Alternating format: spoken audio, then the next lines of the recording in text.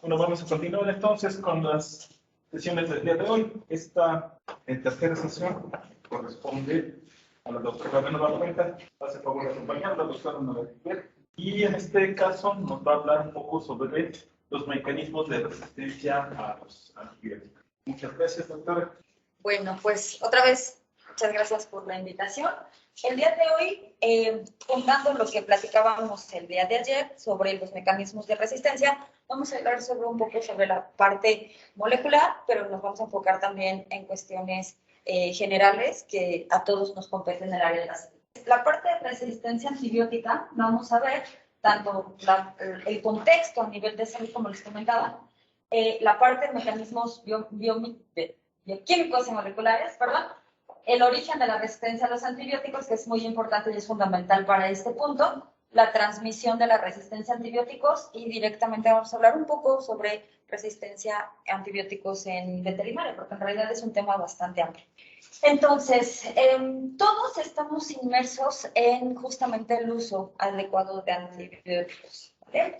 Y de hecho, si ustedes observan esta diapositiva, desde que nos encontramos con microorganismos que están de vida libre, con animales que están en vida libre, más el uso que nosotros tenemos, pues vamos a hacer o vamos a formar que existan bacterias que se estén transmitiendo tanto de los animales hacia el humano.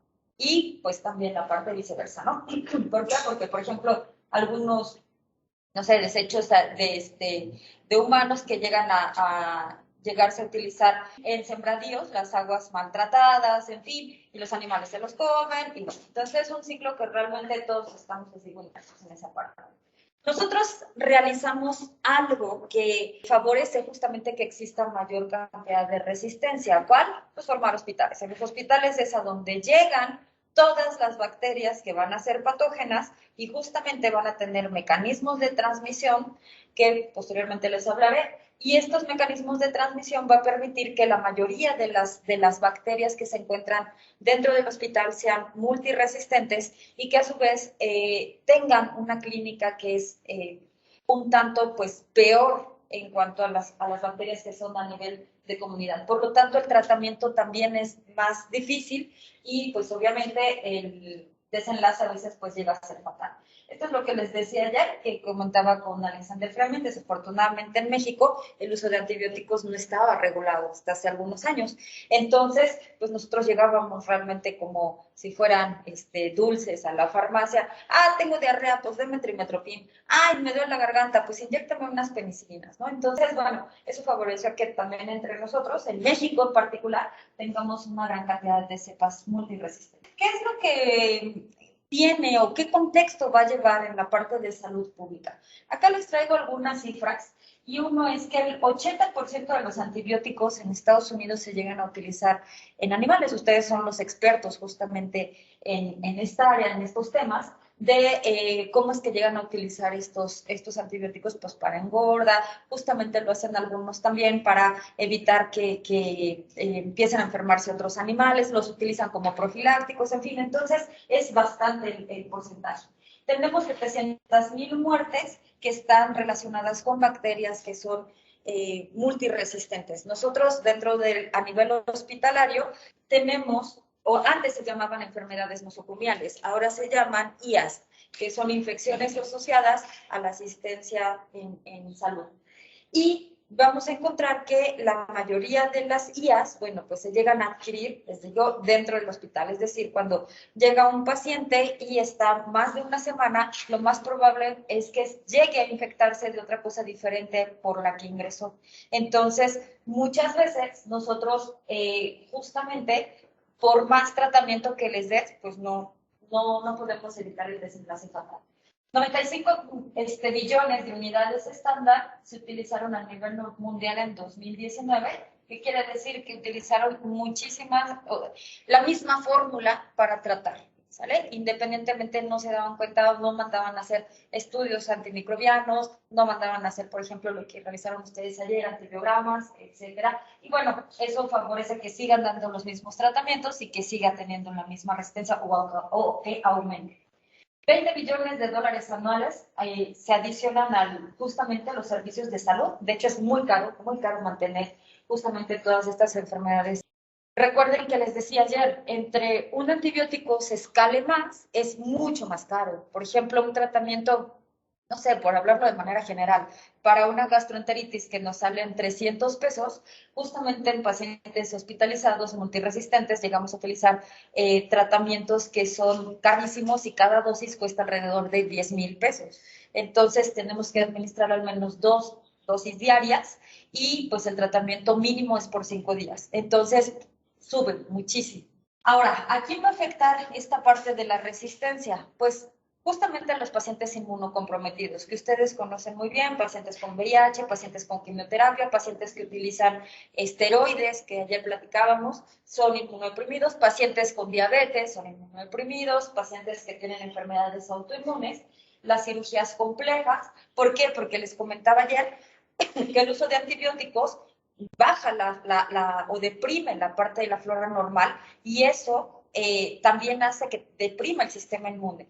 Como parte de las características de bacterias, lo que realizan en nuestro organismo es sintetizar, por ejemplo, vitaminas y ayudar a que exista el aumento de inmunoglobulinas. Por ejemplo, en el intestino, las bacterias que están ahí, que son flora normal, sirven para que aumente la inmunoglobulina A. Y si se acuerdan, esas están encargadas para protección de mucosas. Entonces, cuando yo administro un antibiótico continuamente o grandes dosis de antibiótico, baja esta cantidad, baja la inmunología y es, les decía, un círculo vicioso, ¿vale?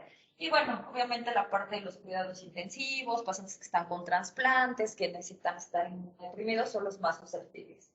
Se dice qué es lo que va a pasar posteriormente. Bueno, en 2050 está proyectado que va a existir alrededor de 10 millones de muertes asociadas justamente a bacterias que son multidrogoresistentes, ¿sale? Y de hecho, lo que se estima es que, bueno, yo creo que está acá una imagen muy pequeña, pero este es cáncer. Estas son infecciones por cólera, infecciones por diabetes, diarreas, en fin. Pero, ¿qué es lo que llama la atención? Que son infecciones por antibióticos que son multiresistentes, o sea, enfermedades que tienen bacterias multiresistentes. ¿Qué va a pasar? Que les decía que la parte de evolución de resistencia va a permitir que coleccionen todos estos factores que tienen para seguir sobreviviendo y aún así no va a poder eliminar lo que nosotros tengamos como antimicrobianos y por eso van a terminar falleciendo por estas causas, que normalmente son causas generales, infecciones respiratorias, infecciones diarreicas. Y bueno, el cáncer está también a la alta, ¿no? Entonces, ¿qué es lo que estamos haciendo mal? Uno, obviamente la parte de tener que yo misma me automedique, eso es una. Otra, que el tratamiento, la dosis no sea la adecuada. Otra, que el tiempo no sea el adecuado. Otra, que ya le di tratamiento y realmente le sigo dando el mismo tratamiento, ¿sale? A pesar de que tiene la misma sintomatología clínica. Entonces voy a favorecer que exista una supresión natural. Y entonces aquellas bacterias que llegan a sobrevivir, pues siguen replicándose y entonces el tratamiento pues vale para dos cosas. Entonces prácticamente es lo que me está dando como resultado esa selección. Les decía que para nosotros era mucho más difícil porque todo el mundo podía comprar antibióticos como le fuera. Es un poco más difícil para ustedes porque en pequeñas especies pues realmente no se sabe la dosis o la utilizaban y pues pobre perrito terminaba con hepatotoxicidad y falleciendo, efectos secundarios, en fin, por la administración que no debería de ser. Otra cosa que es muy importante recordar es que el tratamiento antibiótico debe de dar una evolución favorable. ¿Cuándo yo lo voy a evaluar? A las 48 a 72 horas. Si después de 48 horas no veo que mejora mi paciente, cambio de antibiótico, ¿sale? Porque no siempre tenemos las facilidades para mandar un antibiograma, un cultivo. Entonces, lo ideal es que 48 horas después a 78 horas, a 72 horas, perdón, si no funciona, entonces modifico mi esquema, ¿sale? Porque a veces nos ponemos ahí en ¿cuál antibiótico será mejor? Bueno, pues tiene esta clínica, yo creo que una cefalosporina. Se introduce cefalosporina, pero sigue igual. 48 horas, sigue igual. Vamos a cambiarlo. Ahora mejor una aminoglucosa, ¿sale? Y bueno, lo ideal es que no sea por mucho tiempo. Mínimo tiene que ser o mejor dicho, Lo estándar es 5 días de antibiótico. Algunos llegan a jalarlo hasta 7 días y ya directamente que aquellos pacientes que hay que hospitalizarlos, pues tiene que ser hasta 14 días, por ejemplo, ¿no? Pero 5 días de antibiótico, les digo a ustedes, si ven que en 48 horas no, cambio, sí funciona. ¿Okay? Entonces, bueno, hay dos problemas específicos que les decía, la falla terapéutica y también la transmisión de cepas. ¿Qué es lo que ha pasado con los años? Este es un ejemplo, porque es muy grande, ¿no? Es todo un mundo lo de resistencia, pero vean estas, son dos bacterias, la Escherichia coli y el Acinetobacter baumannii, las dos son gram negativas, las dos son bacterias frecuentes. Esta es frecuente a nivel de comunidad y esta es muy frecuente a nivel intrahospitalaria o aquellos que conviven mucho en lugares que son muy húmedos, ¿sale? Entonces, pues sobre todo es a nivel intrahospitalario, donde están o donde llegan, por ejemplo, a las clínicas, también podemos encontrar esas. Vean, esta es el tratamiento que se les dio, unas cefalosporinas, ¿sale? Y este es un carbapenémico. Yo les decía que en nuestro caso, y de hecho, de manera general, lo que les platicaba ayer, carbapenémicos es la última línea de tratamiento, es lo más potente que tenemos, no hay otra cosa más potente. O sea, sí hay sinergias que podemos ocupar, doble o triple esquema de antibiótico, pero bueno, ya es pacientes que son muy complejos. Entonces, vean la cantidad de resistencia o el porcentaje de resistencia que simplemente aumentó con los años. Y esto obviamente sigue aumentando conforme pasan los años, ¿no? Ahorita si lo analizamos 10 años después, obviamente ha ido aumentando. Entonces, veamos esta línea del tiempo desde 1940, que inició ya bien el uso de penicilina, y vean en qué año inicia la resistencia. De hecho, ¿en qué año se inició? Les dije que en el 29 se descubrió, y ustedes pueden observar que en realidad no pasó mucho tiempo. Entonces, vean la parte de las tetraciclinas. Esta es la resistencia, el rojito. Y la línea que está de color verde es cuando se introdujo directamente en el mercado. De hecho, acá, si pueden observar, vean, me van a decir, bueno, primero está el rojo, que había resistencia. Hay una resistencia de manera natural, ¿sale? Pero estas moléculas que llegamos nosotros, les decía, a utilizarlas más a nivel farmacéutico, de formar nuevas estructuras, y bueno, estar ya sacando las tabletas, en fin, los jarabes, etcétera. Realmente no pasa mucho tiempo. Vean, la meticilina, la gentamicina. O sea, eso quiere decir que independientemente de la molécula que vayamos a descubrir, de todos modos la bacteria va a encontrar mecanismos de evolución, ¿vale? A eso es lo que llamamos evolución. Nosotros no podemos ver muy rápidamente lo que nos da este concepto Darwin. ¿Por qué? Porque nosotros nos dividimos, o no nos dividimos, sino tenemos hijos, progenies, 20 años después, 30 años después, y ellas no. Ellas se dividen, por ejemplo, Escherichia coli cada 20 minutos. Cada 20 minutos, cada 20 minutos. Entonces, podemos ver más rápidamente la evolución con ellos que nosotros, ¿no?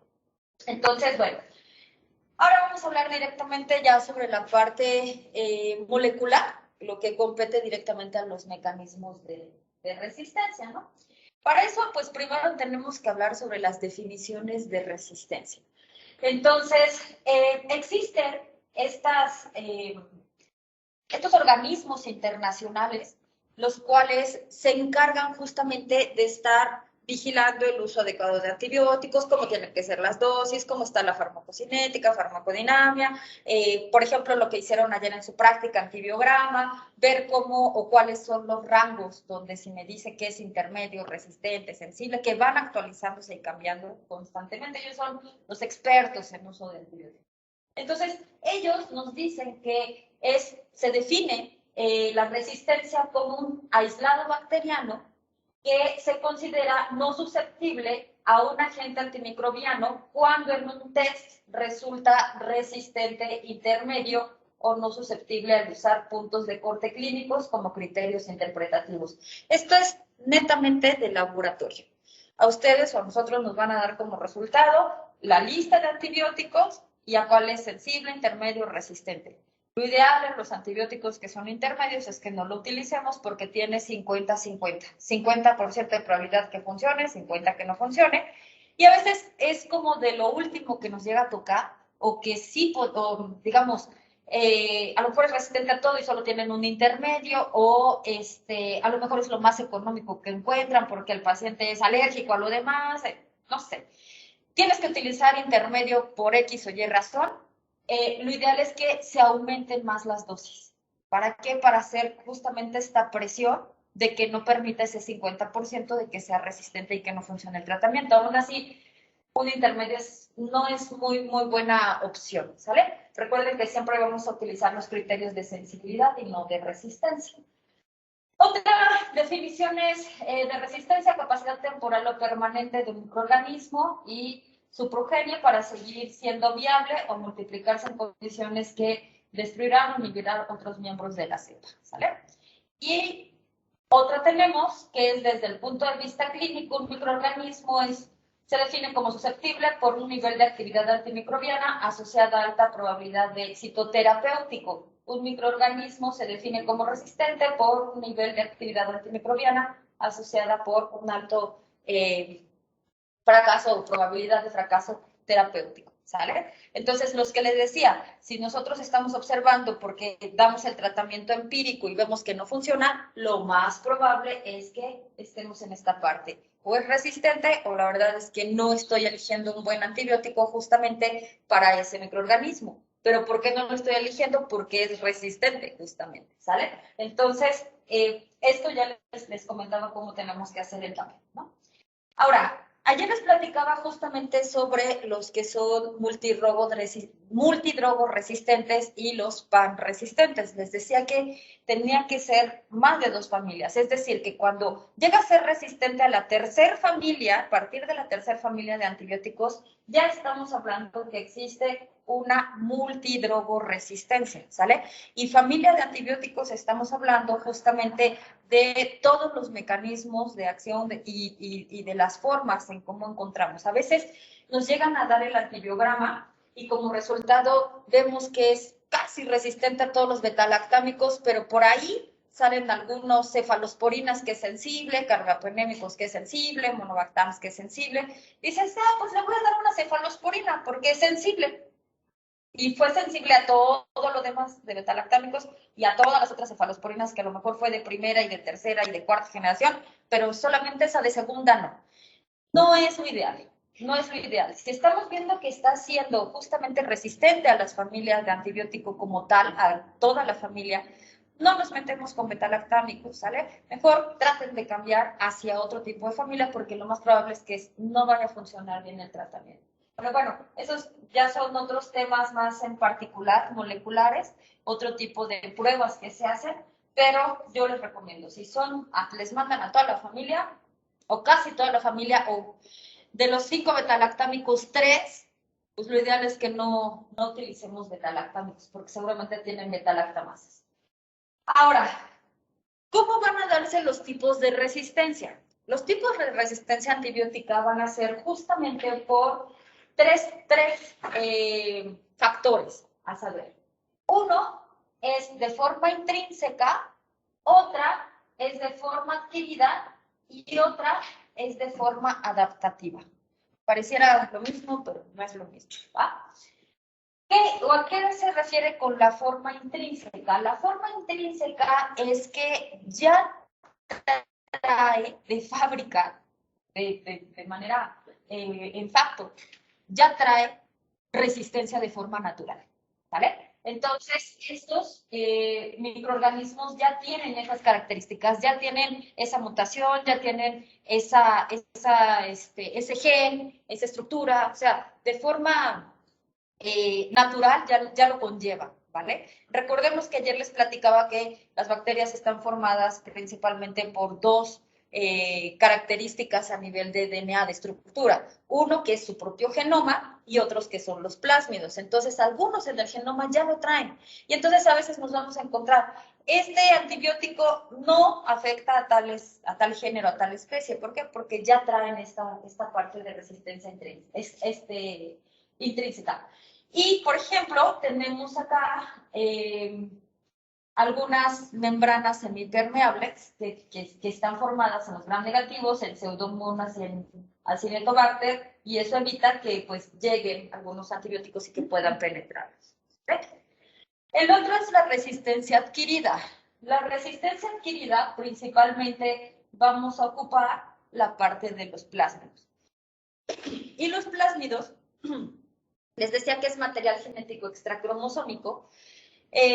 Las bacterias son muy buena onda. Ellas no les importa raza, no les importa género, nada. O sea, ellas no importa si es una pseudomona, con una E. coli, con un staphy, todas hacen un consorcio y una colonia. Y entonces, entre ellas son promiscuas, se pasan todos contra todos y todo el tiempo, ¿sale? Hacen ahí una orgie fiesta. Y entonces, lo que hacen es que justamente van viendo qué les favorece a. Si un plásmido le favorece para seguir manteniéndose vivo, justamente en sus progenies lo siguen manteniendo. Si a alguno le da igual, no le funciona, pues lo van eliminando, ¿sale? Y recuerden que les decía que eso se está dando, o sea, muy rápido. Entonces, esos se van a mantener y, por lo tanto, les encanta, aparte de pasarse, coleccionar. Entonces ahora es así como, tú me pasaste uno, mi cuate de acá me pasó otro, y la Acinetobacter de allá que es bien buena onda y tiene un montón, me pasó otro. Y entonces les gusta coleccionar plásmidos y por eso para nosotros pues es fatal, ¿sale? Entonces, la parte de los plásmidos tiene una estructura genética, que ahorita los vamos a ver, y hay una parte que se llaman integrones y transposones.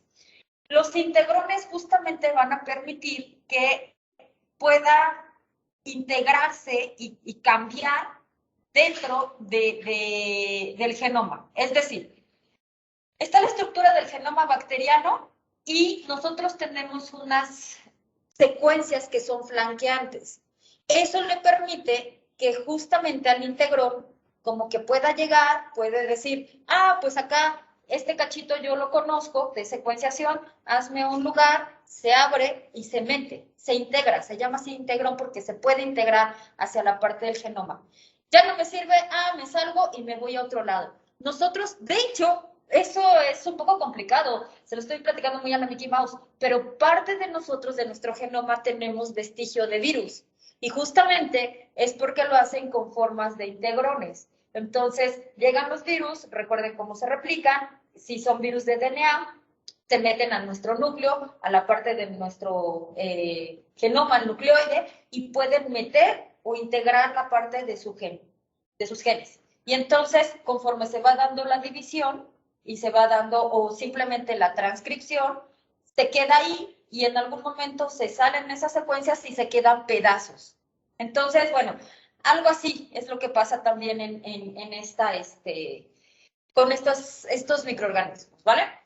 Entonces les decía, está formado por integrones y también está formado por transposones. Los transposones son, hagan de cuenta que es una línea larga, como esto que estamos viendo acá. El integrón es partes de secuencias que van a permitir integrarse al DNA, y acá en medio vamos a encontrar los transposones, que es secuencias de nucleótidos que ya traen la resistencia a antibióticos.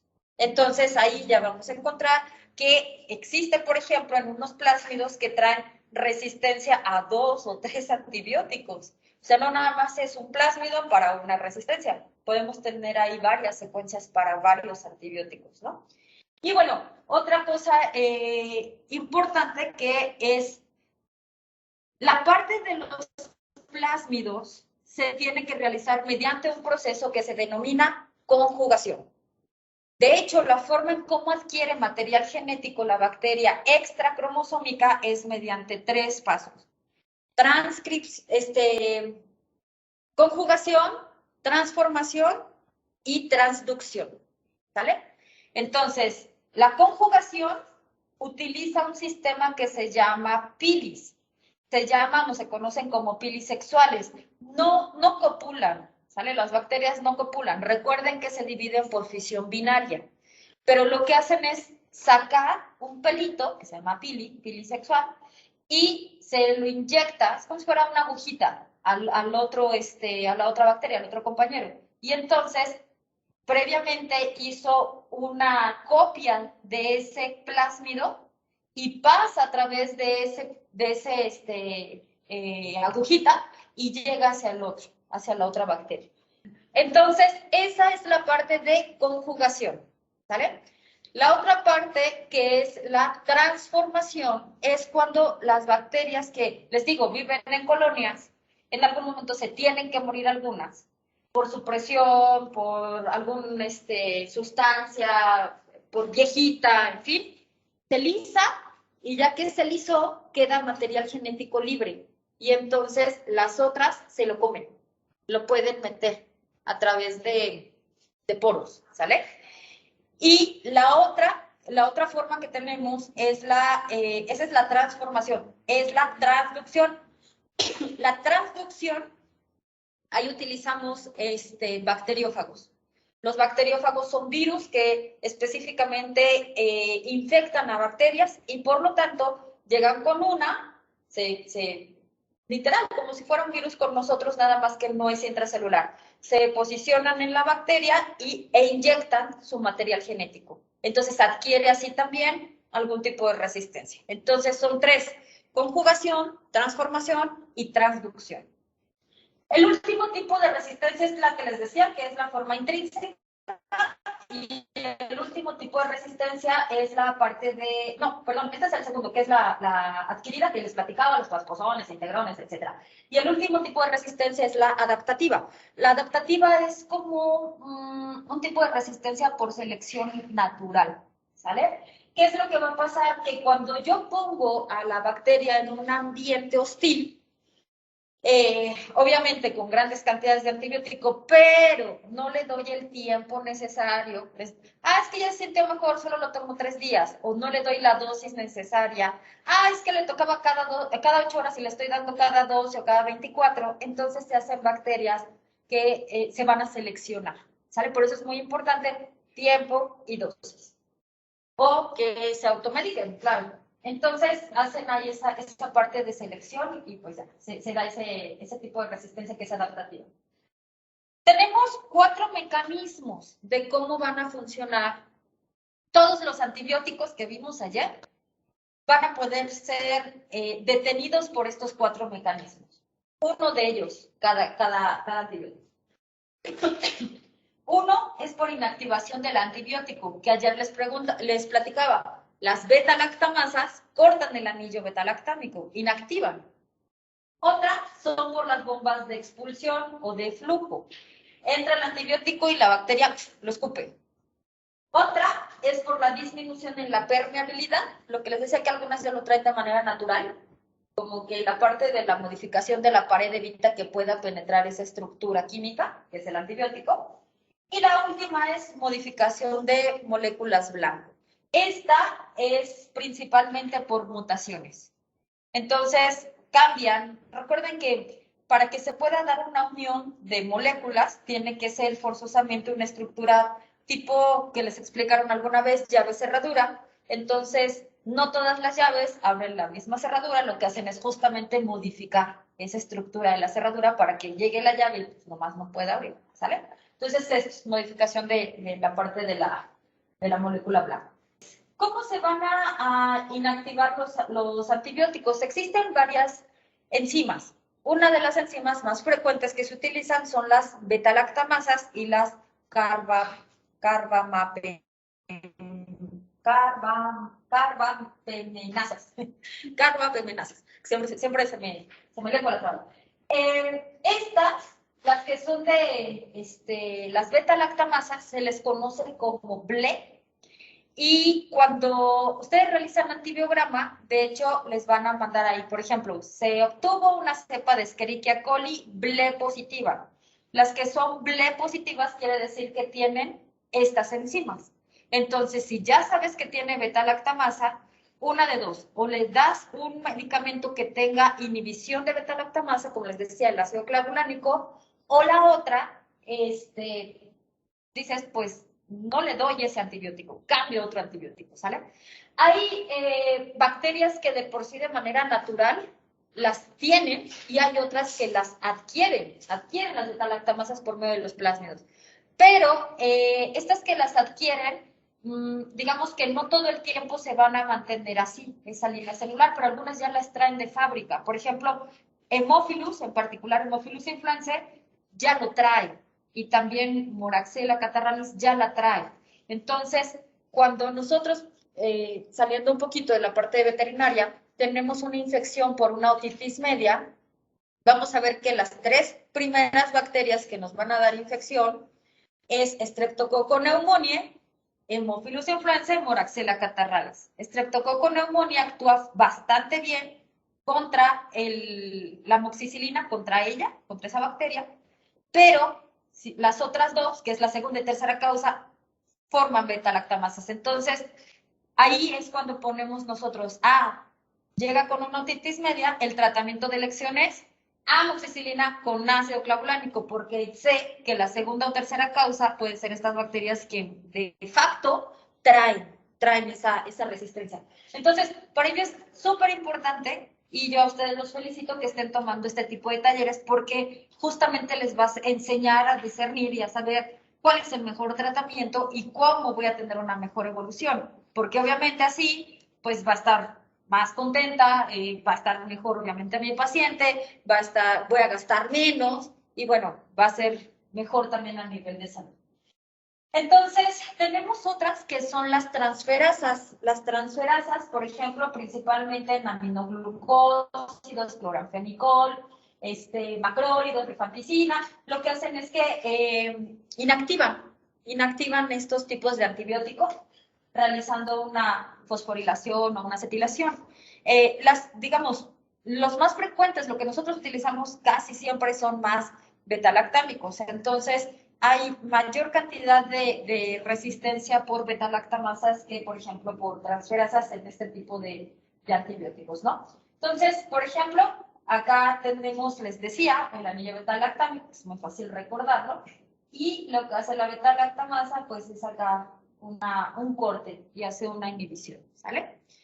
Y igual, acá una cefalosporina, que es exactamente lo mismo. Realmente lo único donde tiene, independientemente de cuál sea la familia que les decía, el mecanismo de acción es exactamente el mismo. Estas, por ejemplo, las beta-lactamasas las vamos a dividir en 2 grupos, aquellas que van a utilizar zinc, que utilizan para poder iniciar toda la parte química, y aquellas que no son dependientes de metales pesados, que es la parte de la serina. De acá hay otras clases A, C, D y B. ¿Vale? Y de estas clases, pues hay otros grupos, subtipos y grupos funcionales, ¿sale? Hablar de beta-lactamasas es todo un rollo, podremos tener todo un semestre hablando de beta-lactamasas. Pero entonces, ¿qué es lo que quiero que vean? La resistencia, ¿qué es lo que está acá? Esta que está acá es ya la enzima que está provocando la resistencia. ¿De qué? Pues de varios tipos, para tetraciclinas, para cefalosporinas, para ampicilina, en fin, para imipenem, entonces está ya muchísimo. Y eso es lo que nosotros estudiamos molecularmente, cómo funciona, cuáles son las más prevalentes, y podemos ver, por ejemplo, cómo se están comportando. Hay periodos donde existe un aumento de infecciones dentro del hospital, que son intrahospitalarias, nosocomiales, y este aumento de infecciones, te das cuenta que, por ejemplo, empiezas a aislar a Cinetobacter, no sé, en cirugía, y luego en terapia intensiva, y luego en la parte donde está pediatría. Y entonces empiezas a ver cuáles son. Es el mismo Acinetobacter, molecularmente lo identificas y te das cuenta que es la misma cepa. Y entonces empiezas a buscar cómo es que llega de un lado a otro. Pues generalmente nosotros somos los que con nuestras manitas no nos lavamos bien las manos y podemos pasar de un lado a otro. Y lo mismo puede pasar con ustedes, con sus pacientes. Terminan de ver a uno, pues, y se van con el otro y están hospitalizados, no tienen buena limpieza y obviamente transfieren multiresistencia de uno a otro, ¿vale? Así se ven estructuralmente, tridimensionalmente, beta-lactamasas. Vean esta, por ejemplo, los carbapenémicos que les digo que son los antibióticos los más potentes que tenemos. Existen varias de las diferentes clases que hacen resistencia. De hecho, como casi siempre, o sea, no debería de ser, pero muchos pacientes que llegan a estar hospitalizados les empiezan a meter de primera línea, sale un carbapenémico y entonces vemos resistencia y tenemos, bueno, y ahora es una E. coli que a lo mejor le podías dar sulfa, trimetoprim con sulfamethoxazol, y le dieron carbapenémico y resulta que es resistente a carbapenémico y ahora, ¿qué va a pasar? Si nos llega un siguiente paciente que va a estar muy inmunodeprimido, se contagia de la cepa, pues va a fallecer, ¿no? Entonces, este es un claro ejemplo como en todas las clases de ellas, los subtipos, se pueden dar resistencia, les digo, a estos diferentes antibióticos que tenemos, ¿vale? Y bueno, acá, por ejemplo, vean el incremento de beta-lactamasas por años. Vean, en el 61 no habían reportado y conforme pasan los años hay mayor cantidad de beta-lactamasas. ¿Qué ha pasado? Uno, que sí es verdad, tenemos mayor acceso a poder investigarlas, poder detectar molecularmente, pero también ha habido como mutaciones entre ellas para mantenerse. Y entonces han surgido otras que dices, esta no se había descrito, no, pues es una nueva beta-lactamasa, ¿ok? Y entonces ha ido aumentando. Todas estas son las enzimas, así se conocen con estos nombres, y pues esto es muy grave, o sea, lo vemos así en papel, pero ya viéndolo en la práctica es sumamente grave, porque les digo, de verdad va a pasar lo que COVID, nos vamos a morir de algo muy sencillo.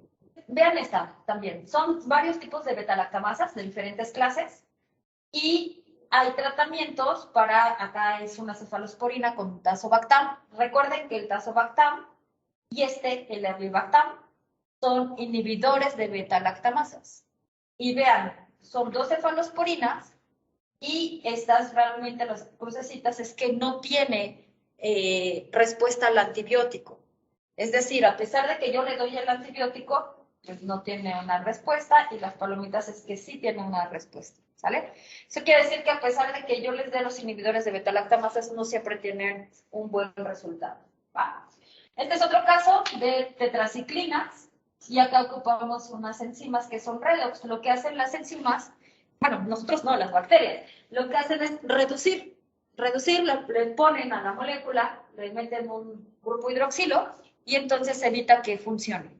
Y entonces yo le doy dosis súper altas de tetra y pues da igual, le hacen cosquillas, ¿sale? La siguiente forma de resistencia, estas que les decía son más por enzimas, ¿no? Beta-lactamasas, acetilasas, o estas que son reductasas, ¿sale? Otro sistema de resistencia es por modificación a la molécula blanco. ¿Qué es lo que hace directamente? Es que encontramos que existen resistencias justamente porque no pueden unirse a lo que les decía. Si ya no tengo la misma cerradura o hay cambio, aunque meta la misma llave, pues no va a funcionar. Y este es un ejemplo más visual. Esta estructura de esta proteína de unión a penicilina, ¿se acuerdan? Que les decía que es la que unía en N-acetilglucosamina, en acetilmurámico, llega acá el antibiótico, pero ella se modificó estructuralmente y entonces ahora ya no puede llegar acá. Ya no se puede unir, ya no le sirve, ¿sale? Por lo tanto, el antibiótico ya no funciona. Otro que tenemos es por ejemplo, de represión y de inducción. Yo no le doy el antibiótico, acá está el gen, y cuando le doy el antibiótico se induce que se exprese este gen y va a modificar su sitio y entonces va a evitar que el antibiótico funcione o dé una respuesta. Dijimos que este sistema es modificación de directamente molécula blanca. Y obviamente también esas son por mutaciones. ¿Qué hacen las mutaciones? Justamente cambiar en alguna posición de la estructura de la proteína, algún aminoácido. Y al cambiarla, pues ya no es el mismo. Y entonces cambia un poco la estructura. No es así una estructura que cambie mucho al 100%, porque si no, ya no funcionaría.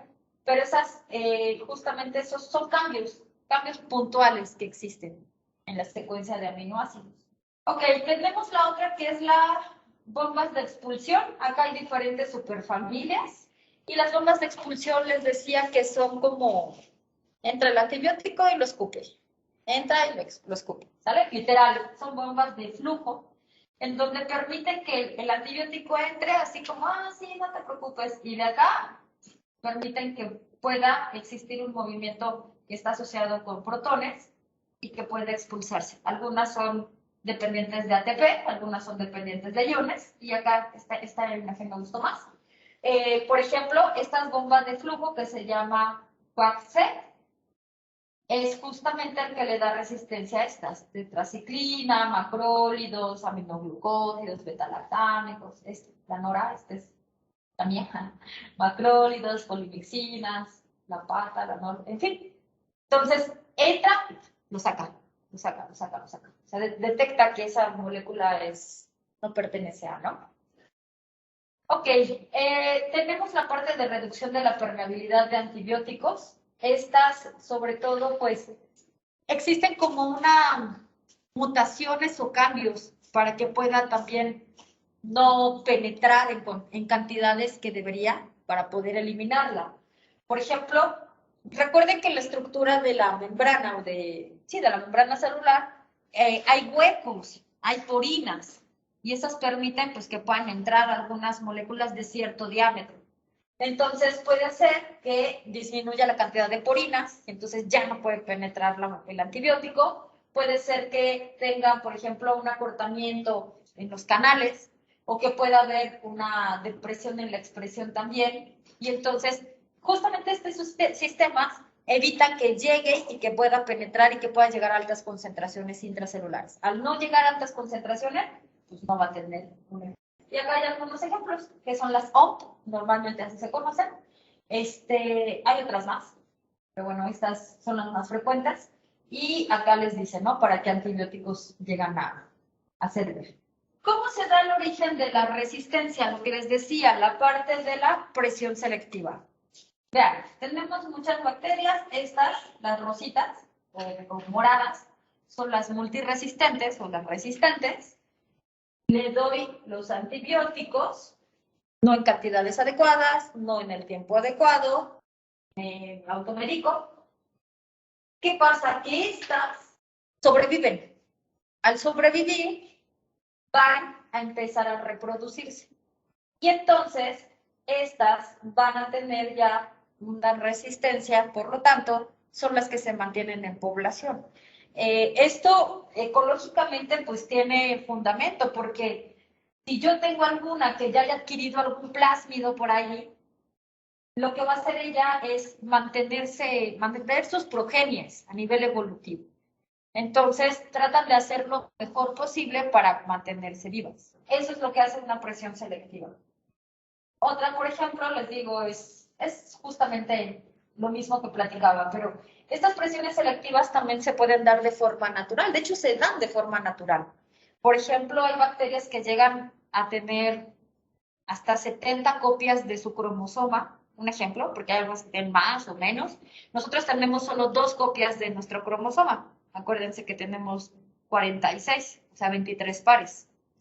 Pero imagínense, 70 copias. ¿Qué pasa si llega y alguna parte se modifica de uno? Tienen los otras 69 que pueden compensar esa modificación. De manera natural se mantienen también con esta selección.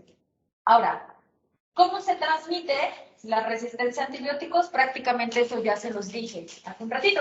La conjugación, que les dije que se pasa por medio de los pilis conjugativos. La transformación, que es cuando una se muere, queda libre el material genético y la bacteria se lo come. Y la transducción, que es la que involucra a los bacteriófagos. Que, por ejemplo, pueden ser, de acá tomaron parte del genoma, ya lo que les decía, los inyectan, ¿vale? Los genes de resistencia. Es lo que veíamos hace un rato.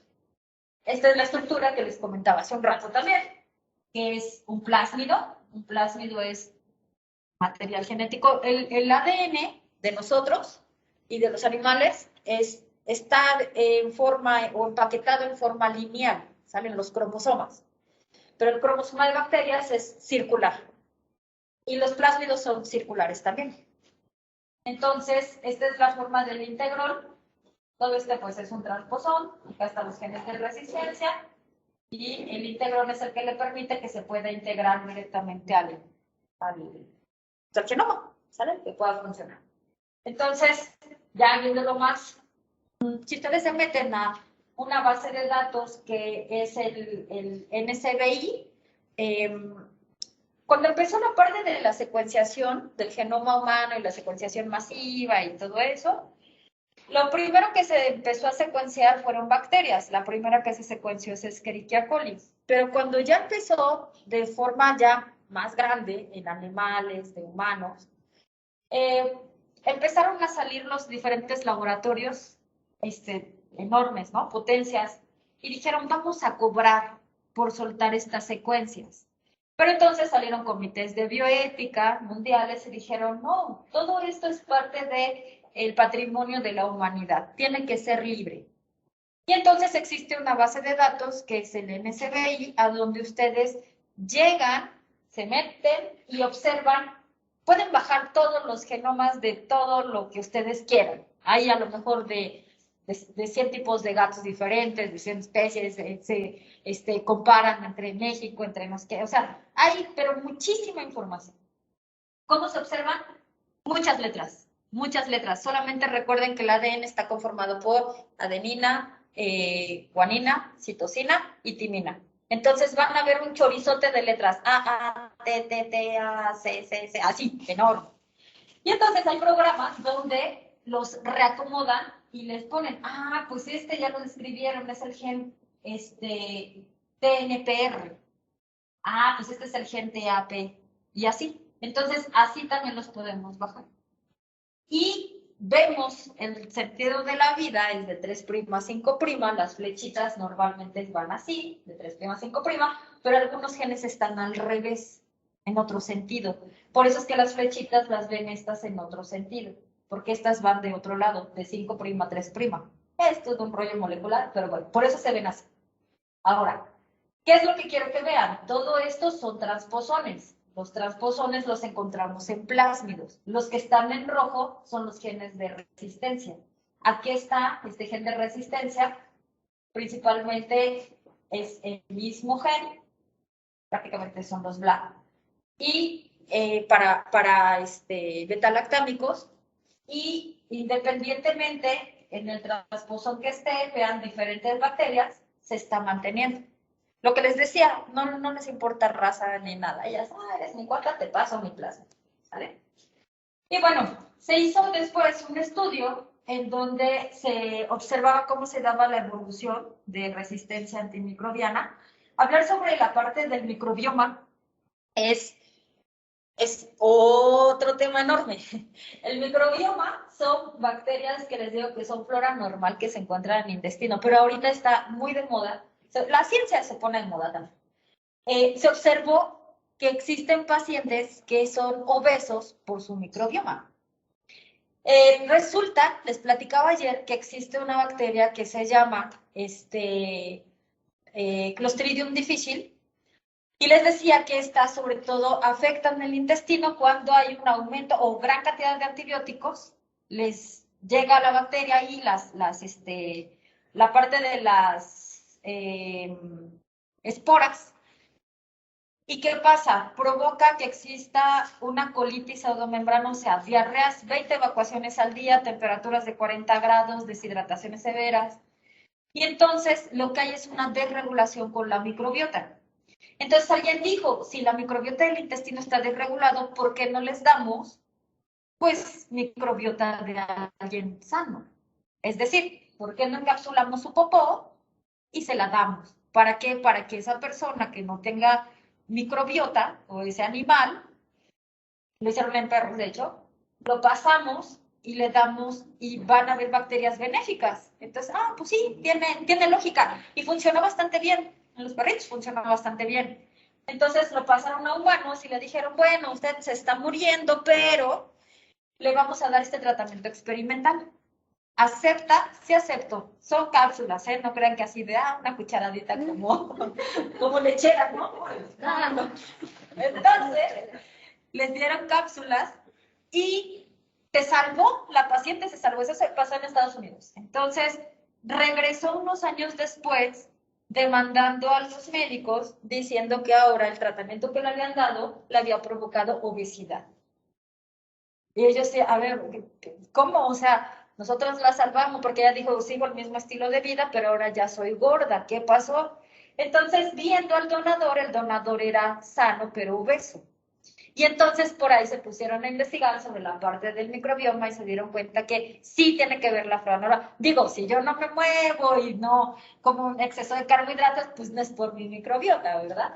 Pero es una de las causas de hecho también por eso, aparte de los tipos de alimentación, etcétera, pero la microbiota se ha visto mucho, sobre todo en asiáticos, que por eso vean que están así súper flaquísimos, ¿no?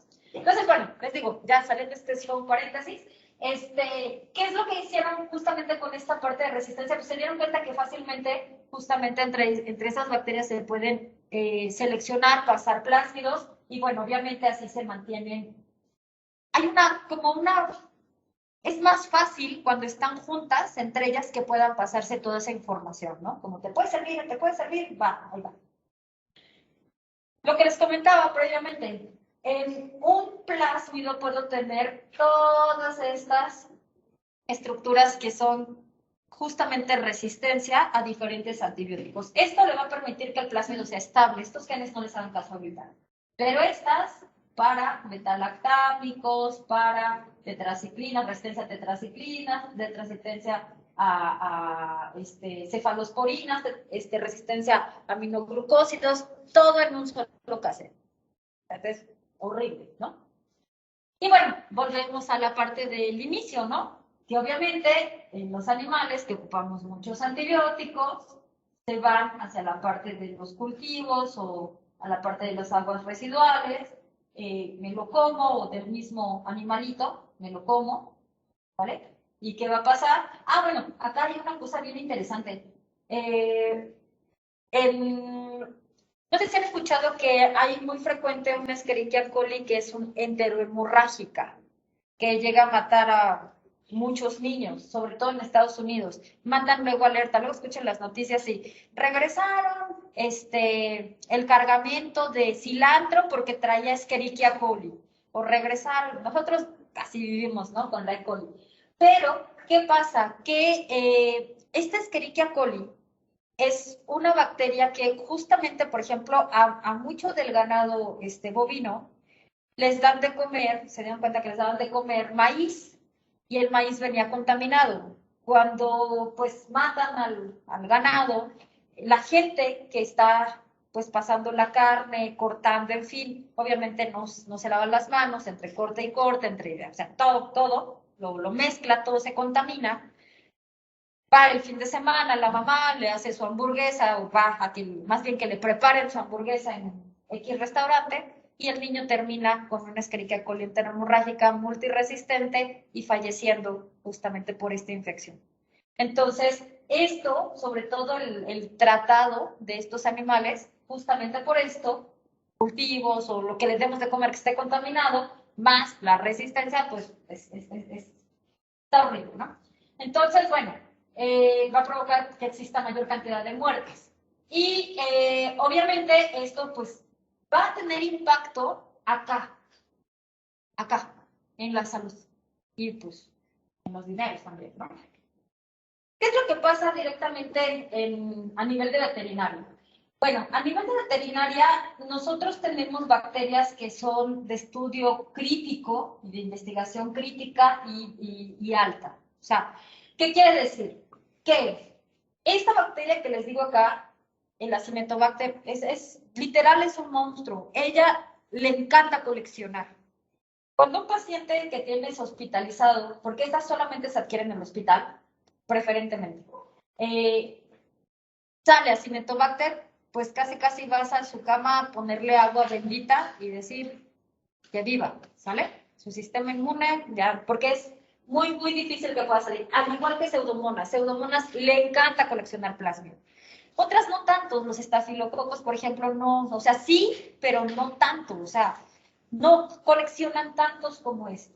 Las enterobacterias también, si tienes un paciente con una E. coli que tiene sepsis, híjole, rezas, de verdad, rezas, agua bendita, porque se mueren los pacientes de eso. Los staphy's, que son un poquito más bajos, estas son como las peores, y tenemos los staphy's, campylobacter, salmonelas. Ahora, de estas, E. coli que les he platicado mucho porque es muy frecuente en su medio también, hemos aislado multiresistentes desde agua, los tacos que vas y las salsitas, animales que viven en casa, que conviven con nosotros, y traen multiresistentes. Y dices, a ver, y lo estamos ahí besando y todo. Yo sí beso a mi perrito, pero traen multiresistentes. Entonces, están en todos lados, y nosotros hemos propiciado eso, ¿no? Con Staphy pasa algo en particular. Staphy tiene unos genes que son aquellas que llegan a ser metiloresistentes o meticilinos resistentes, son más difíciles de eliminar, que es una resistencia juntamente a este antibiótico, este beta-lactámico, y ellos también les digo, o sea, va a dar una clínica más exacerbada, ¿sale? Y bueno, hay otros estafilococos como este, que es el Pseudintermedis, y este también tiene un gen de resistencia que es muy parecido a este, y que es el MRSP, y que también le va a dar resistencia a los beta-lactámicos. Entonces, cuando hablamos de estos dos, pues también la gente se muere por este tipo de Staphy's, meticilino resistentes, ¿vale? De estas ya les comenté, de las BLE. De hecho, las BLE también les da algunas, una que es muy importante, que es el CTX-M15, resistencia a fluoroquinolonas, a trimetoprim y aminoglucósidos también. Entonces, pues es a todo. ¿Qué les da? ¿Qué te queda? Y bueno, ¿qué es lo que ha pasado, por ejemplo, a nivel veterinario, a nivel animal?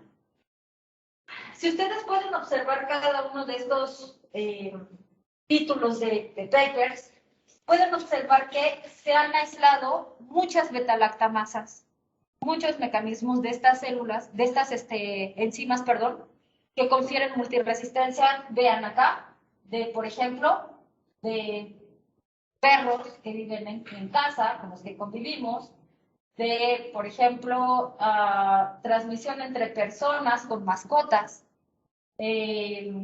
aislados de perros, acá es muy frecuente, y vean, se da en primer mundo también, o sea, es todo el mundo, no solamente países tercermundistas, en fin, todo el mundo. Entonces, últimamente se ha dado más esta parte cultural de convivir con los animales, tanto exóticos, como animales que son, bueno, que viven con nosotros como si fueran hijos, ¿no? En la casa, y se duermen contigo en la camita y todo, ¿no? Le platicaba justamente al doctor Gerardo, que cuando estuve en España hizo una doctora un estudio de estafilococos. Allá, fíjense que dentro de la parte del interrogatorio clínico, te preguntan si convives con cerdos, porque los cerdos son reservorios de Staphylococcus aureus meticilinos resistentes. Entonces, tienes que ver, de acuerdo a la clínica y el tipo de ocupación, si tienes más facilidad para tener este microorganismo, ¿no? Es un ejemplo. Entonces, ella se estaba estudiando Staphylococcus y observaron, estaban viendo justamente resistencia. Había una paciente en el hospital que regresaba por infecciones de vías respiratorias altas. O sea, tenía tos. Normalmente nosotros llegamos a tener, dependiendo de qué se dediquen, pero un adulto puede tener hasta 6 eventos de resfriado común en un año, un niño hasta 12, ¿sale? Y es normal. Entonces, ella tenía infecciones, pero no solo de resfriado común, sino infecciones bacterianas y de vías respiratorias altas, y después tuvo neumonía. Entonces, bueno, aislaron estas cepas, vieron qué resistencia tenía, la empezaron a modificar, evaluar, sus modificaciones moleculares, en fin, y dieron tratamiento, ¿sale? Esta chica estaba en el laboratorio anexo, ella trabajaba con agricultura. Se va medio año a Francia a hacer prácticas, no regresó a España para nada, regresa y empieza con infección respiratoria nuevamente. Entonces fue así, a ver, o sea, ¿con quién convives? ¿Qué haces? Pues vivo sola. Ella era de Canadá, ni siquiera era de que tuviera familia allí, ¿no? Pues mis compañeros ya cambiaron, ya no están los mismos, vivo sola, solo convivo con mi perrito. Van y hacen hacia el perrito una búsqueda y él era el que tenía justamente la cepa. Entonces, bueno, les digo, últimamente se ha dado mucho ese paso directo. El paso que se da a nivel de zoonosis, ¿no? ¿Qué es lo que ustedes observaron ayer? Hicieron un antibiograma y en los antibiogramas podemos ver si está la presencia de beta-lactamasas que hacen esta cosa parecida así. Esto como si fuera una colita de pescado. Y bueno, por ejemplo acá hicieron un estudio, la médico Candy, fueron en total 25 cepas y de esas 25 cepas que se aislaron, observaron que 17 eran resistentes a todas las cefalosporinas, 24 justamente a esta cefalosporina, a la cefotaxima, 19 a la ceftazidima, 22 al cefepime y a la ceftriaxona al 23, que lo ocupamos más, ¿no? Del total de estos, que eran justamente pacientes felinos sanos, del 25, encontraron que 12 eran resistentes tanto a meropenem como a imipenem y 12 resistentes a meropenem y 13 resistentes a imipenem. ¿Qué quiere decir? Que estos, meropenem también es antibiótico de último, así. Meropenem es como, ya está muy mal, dale mero. Entonces, tenemos justamente cepas resistentes a estos antibióticos en sanos, en pacientes sanos. Bueno, ¿qué nos esperamos para darles de tratamiento a ellos? Por eso la importancia también de buscar antibiograma, ¿no?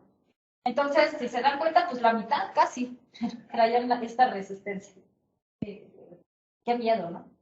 Entonces, bueno, son la estructura, las beta-lactamasas, el antibiograma. Si ustedes pueden ver, estas bacterias crecen y les da igual si está presente el antibiótico o no. Y estas, bueno, solamente quedan como dos. Bueno, hay que checar, ¿no? Si realmente sí entran en la parte de resistencia o de intermedio. Y bueno, hay una prevalencia que se mantenían, o se han mantenido así, ¿no? Varios estudios, sobre todo en primer mundo, y han visto la colonización que existe justamente con bacterias que son de Staphylococcus aureus y el Pseuditemedius,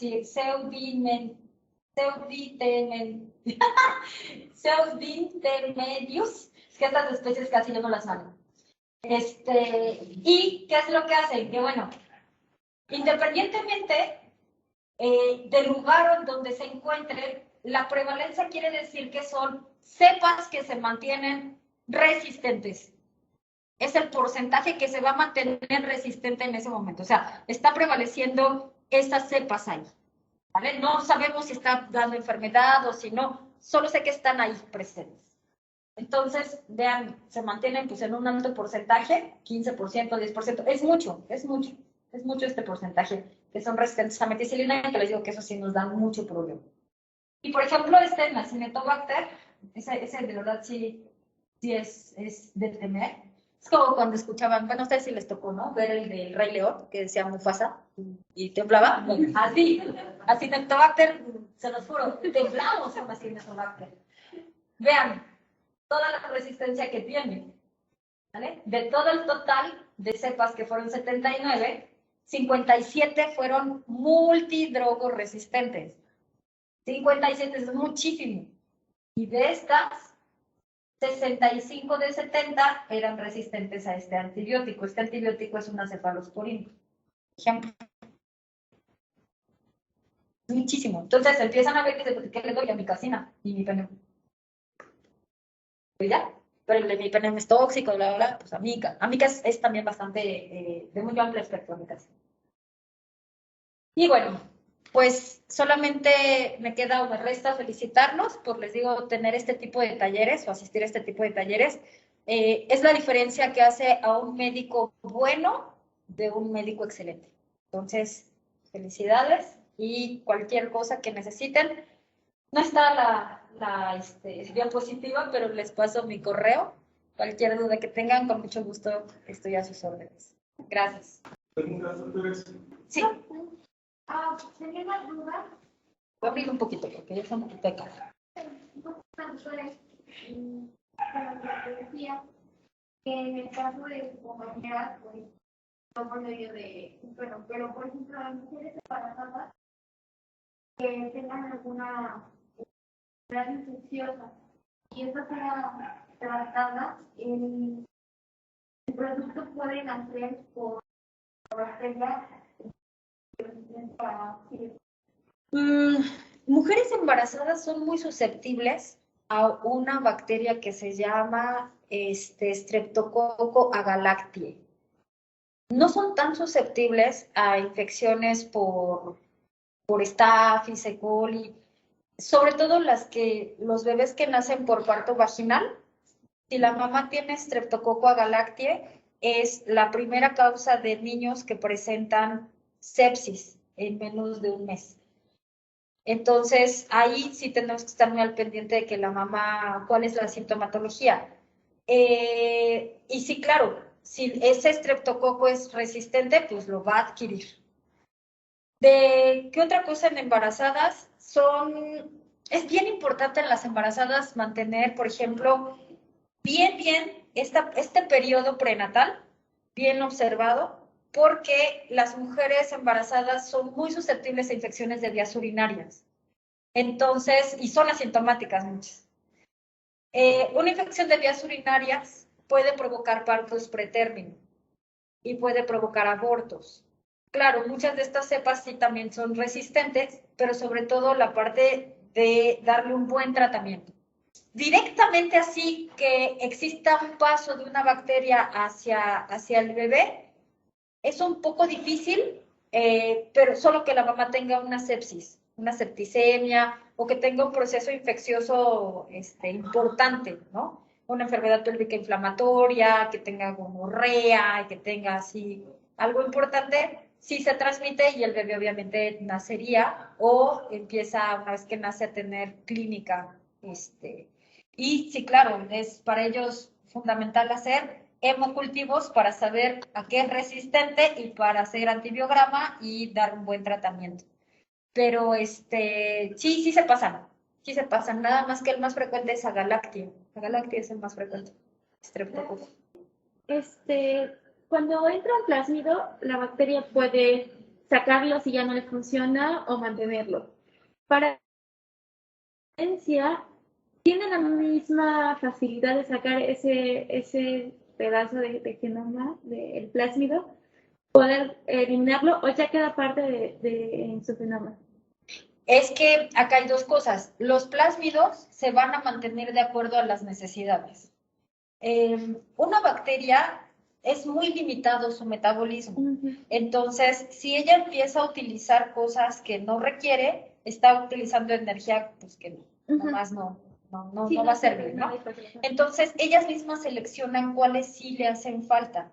Y entonces van eliminando aquellos plásmidos que no le hacen falta. Algunos que puedan llegar y que puedan meterse directamente en el genoma y mantenerse, es un poco difícil, sobre todo transposones sí, los llevamos a tener integrones, transposones que puedan entrar. Un plásmido directamente no va a entrar, pero sí se puede mantener. Y ese mantenimiento va a ser de acuerdo a la presión selectiva, de acuerdo a las sustancias antimicrobianas con las que conviva, el medio en el que esté, que va a mantener. Pero si ya no hay, lo pierden. De hecho, ellas tienen un sistema también donde pueden reprimir genes, se llaman variaciones de fase y variaciones antigénicas. Reprimen genes que no utilizan y regresan a ocupar esos genes. Un ejemplo, Haemophilus influenzae forma pilis o pelitos que cuando están en nasofaringe está presente el gen y les sirve para adherencia. pero cuando pasa a torrente sanguíneo, deja de sintetizar ese gen, porque ya no necesita agarrarse de ahí, ya, se va a torrente sanguíneo y llega hacia barrera hematoencefálica y se instala y pues mata al niño, ¿no? Entonces, deja de sintetizar eso. Lo mismo pasa con los plásmidos. Si ve que ya no, como que hace limpieza de casa y dice, ¿no? Esa es la O se resonancia también mantiene. tiene la capacidad de eliminar. Sí, entonces, ¿qué va a pasar? Que si él lo eliminó, la progenie ya no lo va a tener, porque acuérdate que esos se van a transmitir de manera vertical, pero puede ser que el hijo lo tenga y que el hijo diga, no, papá, a mí ya no me hace falta tu basura, ahora yo lo quito y ahora mis progenies ya no lo tienen, o ahora lo adquiere y se mantienen. Entonces, ¿tiene esa facilidad, esa versatilidad? Sí, no, sí. Entonces, sí lo puede hacer. Yo recuerdo que alguna vez hablábamos de tratamientos como en las clínicas, como rotatorios para tratar de evitar justamente la resistencia antimicrobiana. Dejar de dar yo como clínico a mis pacientes determinado antibiótico para tratar de que ya no necesiten esa resistencia y entonces no estar como que lo mismo siempre. lo mismo para que ellas tengan resistencia. Entonces, como ya tuvieron un periodo largo sin necesitar ese gen, entonces es posible que después pueda volver a utilizarlo y entonces como medicamentos rotatorios para, ¿qué tan recomendables son? Sí, existe una parte donde dicen, ahorita estamos ocupando otra línea de antibióticos de tercera generación, entonces como no se está utilizando la primera generación, lo que comentaba previamente, obviamente ya no lo necesita, elimina el plásmido y ahora va a seguir siendo susceptible a la primera generación, ¿no? Lo ideal es que sí pueden hacer esa parte de cambiar los antibióticos en familias, pero lo ideal es que se mantengan siempre en el mismo escalón. Entonces, por ejemplo, si inicias con un beta-lactámico sencillo y te vas a cambiar a un aminoglucósido que sea igual, de primera generación, primera, segunda generación, porque si nos saltamos hacia una cuarta generación es cuando hay el problema. Entonces, mientras se mantengan en el mismo nivel, está bien. De hecho, en algunos te dicen, lo ideal, y te mandan, ¿no? Como si fuera receta de cocina. Tiene esta patología, das este medicamento, ¿sale? Pero hay que buscar, ¿no? Si no tienes efecto terapéutico, entonces cámbialo por esto. Y siempre te va a hacer a que cambies sobre el mismo esquema, el mismo nivel. O si no cambias sobre el mismo nivel, un pasito arriba, pero no te vas potenciado. Entonces, sí, ahí ya va a depender, digamos, también de la experiencia de cada uno y con quién se sienta mejor, ¿no? Con qué tipo de antibióticos te sientas mejor. Pero lo importante es que no te vayas así. O lo que les decía, por ejemplo, yo ya le di tratamiento, no mejora, se lo cambio por otro. Entonces me van a decir, bueno, pero no terminó los 7 días, ¿va a haber resistencia? No, seguramente ya había resistencia. Y lo que estoy viendo, a lo mejor no estoy dando la terapéutica adecuada. ¿Y qué es lo importante? Pues la salud de mi paciente. Entonces, lo cambio por otro y veo qué es lo que está pasando, ¿no? Sería fabuloso que todos hiciéramos antibiogramas. Fabuloso, pero pues no se puede. ¿Vale? Pero sí puedes hacerlo. ¿Alguna duda con respecto acerca del microbioma? ¿Hay modo o manera de extraer bacterias? El microbioma son todas buenas. Son simbiontes y comensales. Lo que les decía ayer es la novia, que es 50-50, y la amiga que ayuda también, ¿no? Así de, yo quiero ir, ustedes me dan, no ir solita, pero yo pongo lo mío, ¿no? Entonces, todo el microbioma son bacterias buenas. Las bacterias patógenas son aquellas que van a ocasionar el daño. Pero está esta línea. Inmunosuprimidos aumenta la probabilidad de que las bacterias buenas provoquen infección. Ustedes lo conocen súper bien, una candidiasis. Si la paciente inició menstruación, inició vida sexual, tomó antibióticos, se enfermó, casi la ven feo, viene la enfermedad de las niñas bien, ¿no? Empieza con flujo, blanquecino, no huele mal, mucha comezón, mucho prurito, y resulta que es un hongo que es parte de la flora normal.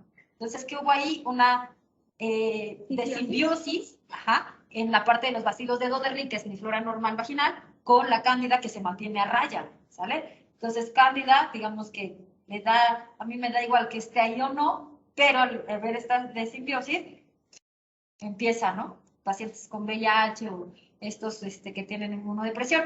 Entonces, sí hay una línea delgada, porque todos decíamos, todas las bacterias que son benéficas, pues siempre van a ser amigas, pero no, acuérdense que no se voltean y te apuñalan por la espalda, entonces sí hacen eso. Baja la desregulación. Esto es mucho con la cuestión inmunológica. Ya baja, y entonces la otra empieza a proliferar y, oh sorpresa, infección. Pero casi el microbioma es bueno. Son buenas. Sí tengo otra duda. Sí. Con la utilización de los prebióticos y los probióticos, hace ratito en la otra charla platicábamos sobre tratamientos un poquito más largos, sobre todo, por ejemplo, dermatológicos, y pues al final van a barrer con la flora intestinal y bueno, en general con la microbiota. ¿En qué momento estaría bien dar los probióticos y los prebióticos? Porque si yo le doy un ambiente no tan hostil a esas bacterias que son parte de nosotros, son buenas en los niveles adecuados, yo ayudo a que sobrevivan a este ambiente hostil que estoy dando con los antibióticos, pero no provocaría una resistencia al antibiótico si los utilizo también mal. No, los prebióticos y los probióticos funcionan diferente. Lo ideal es que se dé en conjunto con el antibiótico. Tal cual. Sí. Incluso si es va a una bajar. infección del torrente digestivo. Sí, claro. ¿Sí? Sí. Los probióticos y probióticos, de hecho, te mejoran cuando tienes infecciones gastrointestinales. Estas son bacterias benéficas, son las amigas. Entonces, ayudan a que exista, por ejemplo, menores efectos secundarios del antibiótico, que no tengan gastritis, diarreas, náuseas, y sobre todo, pues va a ayudar a que el intestino trate de estar lo mejor posible. Y como el antibiótico va a barrer, como dices, con todo, pues justamente va a estar ayudando a que el sitio se mantenga lo mejor posible, lo más estable posible. Entonces, dala, si no pasa nada, no va a ser resistencia ni nada. Y aunque hagan resistencia, esas son buenas, esas sí son amigas. Pero entonces, es que también depende del lugar donde estén, ¿no? Sí, pero esas, justamente los probióticos y probióticos están diseñados para nivel gástrico. ¿Sale? A nivel de piel no. A nivel de piel no tenemos. De hecho, no se ha diseñado a nivel farmacéutico un probiótico que pueda dar esa ayuda directa o localizada. Un ejemplo, ¿no? En mujeres que llegan a tener infecciones vaginales, hay casos donde se introducen yogur. Es que los probióticos son buenos y me hacen falta lactobacilos. Entonces, Danone, ¿no? Entonces, pues no funciona así, o sea, sí, pero no. Entonces, tienes razón, el sitio es muy, muy específico y muy en particular. Tienes razón. Pero están diseñados justamente para el tracto gastrointestinal. De lo demás, no hay. No ayudan a las bacterias patógenas. No. Al contrario, compiten por el sitio de acción. Entonces, llegan, ellas se instalan y evita que el patógeno, entre ellas se pelean. Y entonces son buenas, sí son buenas. Gracias. ¿Qué hace que una bacteria sea amiga? En este caso, cuando hacen una extinción, eso te ayuda a enfermar. Unos son los plásmidos y otros son las islas de patogenicidad y los genes que provocan infección, los genes de virulencia. Las bacterias no son malas, son buena onda, pero en algún momento tuvimos una unión accidental. Nos encontramos accidentalmente, ¿no? Como aquel novio tóxico de nunca diste esta en mi vida. Entonces, así. Pero ¿qué pasa? Que ellas dicen, ok, llegué a este lugar, a este hospedero, tengo que sobrevivir como sea. Y entonces empiezan a utilizar su maquinaria de virulencia, pero ellas realmente no deciden estar ahí, sí, ahora voy a matarlo, ¿no? La verdad es que es accidentalmente. Se dice que los organismos, los patógenos que son más exitosos, son aquellos que se mantienen sin ser vistos por mucho tiempo, ¿sale? Por ejemplo, un virus del VIH, se muere el hospedero, ¿no? Ahí, con él. Entonces, hay bacterias, por ejemplo, tuberculosis. Una micobacteria tarda 10 años en presentar, son muy exitosas. Aquellas que presentan enfermedades rápidamente, no tanto, ¿no? Saliendo un poquito del tema, eso de que los zombies y la nueva era y todo, y que llegan y te van a matar, no es viable, porque va a matar rápidamente al hospedero y ya no va a tener dónde replicarse. Entonces, no funciona así a nivel de ecología microbiana. Entonces, ¿qué pasa? Que ellas adquieren, por ejemplo, estas E. coli que dices, las que son buenas y las que no, adquieren genes en particular, que dan virulencia. Prácticamente, pues, es un poquito más difícil suprimirlas, porque algunas ya lo traen, pero es más fácil, por ejemplo, tú cambiar una bacteria que no es patógena, una E. coli, y que le pases un gen de resistencia para que se vuelva patógeno, sí.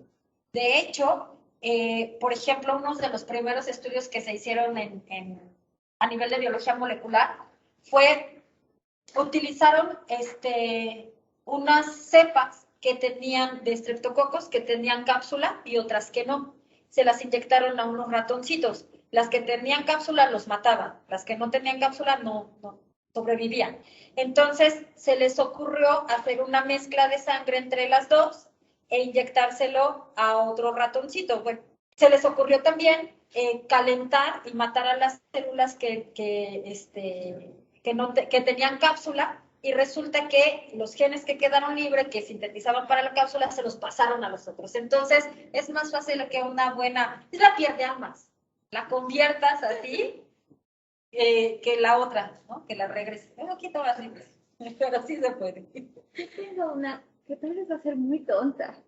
Tengo una hace rato lo mencionaba y sí, es algo que se sabe por todos lados. En México aguantamos pues, una cantidad de bacterias bárbaras por el manejo de los alimentos que se da.